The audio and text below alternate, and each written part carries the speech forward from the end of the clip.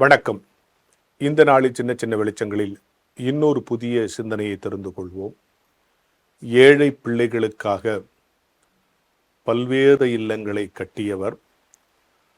அவர் கட்டிய இல்லங்களில் ஏறக்குறைய 1,21,683 மாணவர்கள் பயன்பெற்றார்கள் என்கிற ஒரு குறிப்பும் இருக்கிறது.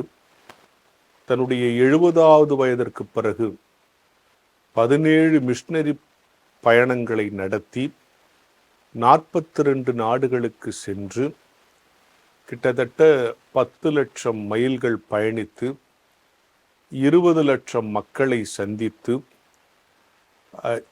189 மிஷனரிகளை உருவாக்கி பல்வேறு சாதனைகளை புரிந்த ஒருவர். யாரை பற்றி சொல்கிறேன், இந்நேரத்துக்கு நீங்கள் கண்டுபிடிச்சிருப்பீங்க. George Muller. அவர் இவ்வளவு செஞ்சிருக்கிறாருன்னு நான் இவ்வளவு கரெக்டாக படித்து சொல்கிறதுக்கு என்ன காரணம்னா, மிஷனரிமார்கள் வாழ்க்கையை படிக்கிற பொழுது எனக்கு தோன்ற விஷயம் என்னென்னா, இப்போ நான் ஒரு பள்ளியில் தலைமை ஆசிரியராக இருக்கேன். அந்த பதவியை வகித்து நிர்வகிக்கிற பொழுது எனக்கு சில சவால்களும் சில பிரச்சனைகளும் சில எதிர்ப்புகளும் சில பொறாமைகளும் சில விமர்சனங்களும் வரும்போது மனம் சலிச்சு போகும். கடவுள்கிட்ட கேட்போம், எதுக்கு என்னை கொண்டாந்தீங்க உட்கார வச்சிருக்க அப்படின்னு கேட்கறது உண்டு.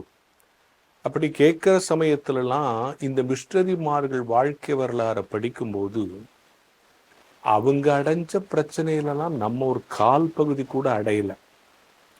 அவ்வளோ சிரமங்கள் இருக்கிற காலகட்டத்திலேயே வைராக்கியத்தோடும் கடவுள் மீது உள்ள பக்தியின் காரணமாக விசுவாசத்தோடு பயணிச்சிருக்கிறாங்க. அதனால் அப்படி படிக்கும்போது அதெல்லாம் என் மனசில் ஆழமாக படிஞ்சிடும். இப்போ ஜார்ஜ் முல்லரை பற்றி நான் சொன்ன இந்த தகவல்கள்லாம் காமன் நியூஸ், உங்கள் எல்லாருக்கும் தெரிஞ்ச நியூஸ். சின்ன வயசில் சண்டே ஸ்கூலில் விபிஎஸ்லாம் ஜார்ஜ் முல்லரை பற்றி இதெல்லாம் சொல்லி தருவாங்க. அதில் சரிய முக்கியமான விஷயம் என்னென்னா, இவ்வளவு சாதனைகளை ஒரு மனிதரால் எப்படி செய்ய முடிஞ்சிச்சு? அதுக்கு என்ன தெரியுமா பேஸ்? தன் வாழ்வில் 200 முறைக்கு மேலாக பைபிளை முழுமையாக வாசித்தவர்.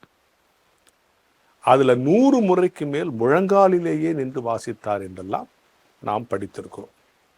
அப்போது ஒரு மனிதனுடைய வெற்றிக்கு, ஊழிய வெற்றிக்கு, நற்செய்தி போராட்டத்தினுடைய சக்ஸஸுக்கு எது காரணமாக இருக்குன்னா, பேஸ் பைபிள் ரீடிங்.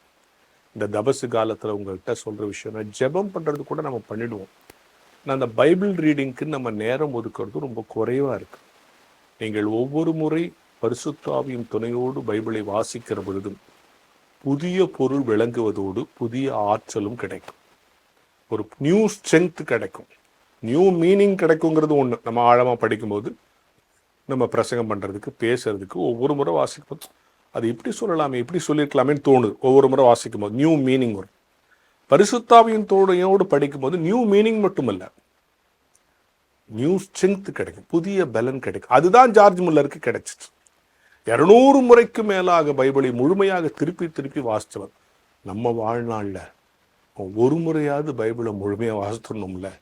எனவே இந்த தபசு காலத்தில் அந்த ஊழியருடைய இந்த தகவல்கள், புள்ளி விவர தகவல்களை எல்லாம் விட மேலானது, அவர் பைபிளை வாசிப்பதில் எவ்வளவு முக்கியமான இடத்தை கொடுத்தார், பரிசுத்த வேதாகமத்திற்கு எவ்வளவு முக்கிய இடத்தை கொடுத்தார். நீங்கள் பைபிள் வாசிக்கிறத தான் சாத்தான் தடை பண்ணுவோம். ஜெபிக்கும் போது கூட விட்டுருவான். ஏன்னா நம்ம சில நேரத்தில் ஒரு மனத்தோடு ஜெபிக்க மாட்டோம், சும்மா வாய்ப்பாடு சொல்கிற மாதிரி ஜெபிச்சுட்டு வந்துடுவோம். அதெல்லாம் கூட கண்டுக்க மாட்டான். நான் பைபிள் வாசிக்கும் போது பரிசுத்த ஆவியானவர் செயல்பட்டு அதனுடைய உட்பொருளை நாம் உணர்ந்து புதிய அர்த்தத்தையும் புதிய பலனையும் பெற்றுடுவோமோங்கிறதுக்கு தான் சாத்தான் ரொம்ப பயப்படும். எனவே இதுவரை நீங்கள் வாசித்துக் கொண்டிருப்பீர்கள் இல்லை என்று சொல்லவில்லை. இன்னும் கொஞ்சம் கூடுதலாக இந்த தபசு காலத்தில் வாசியுங்கள். ஜார்ஜ் முல்லருக்கு கிடைத்த அதே நியூ ஸ்ட்ரென்த் உங்கள் ஒவ்வொருவருக்கும் கிடைக்கும் என்கிற ஞான வெளிச்சத்தோடு இந்த நாளை தொடங்குவோம்.